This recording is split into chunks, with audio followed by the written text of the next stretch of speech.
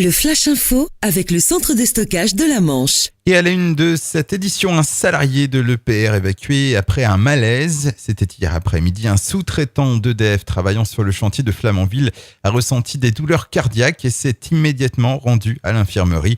Le SMUR s'est rendu sur place et les urgentistes ont réclamé une évacuation vers l'hôpital par hélicoptère. Pour l'heure, EDF ne donne aucune indication sur sa fonction, son poste et l'entreprise qui l'emploie. Les avocats durcissent le ton, toujours très remontés contre le projet de loi d'Emmanuel Macron qui concerne les professions réglementées. Une manifestation était organisée hier midi devant le tribunal de Coutances.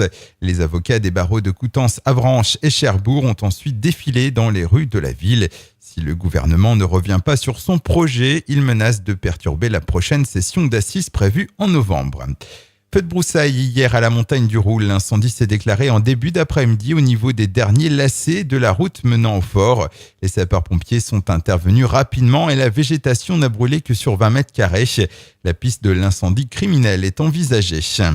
On ouvre notre page sport. Handball, les Mauves en Alsace ce soir à la recherche d'un succès de référence hors de leur base. La JS Cherbourg a l'intention de réaliser un grand match en déplacement pour affronter Mulhouse, actuellement 5e de Pro D2. Avant cette 7e journée de championnat, Cherbourg est 3e. Mulhouse-Cherbourg, c'est ce soir à 20h30.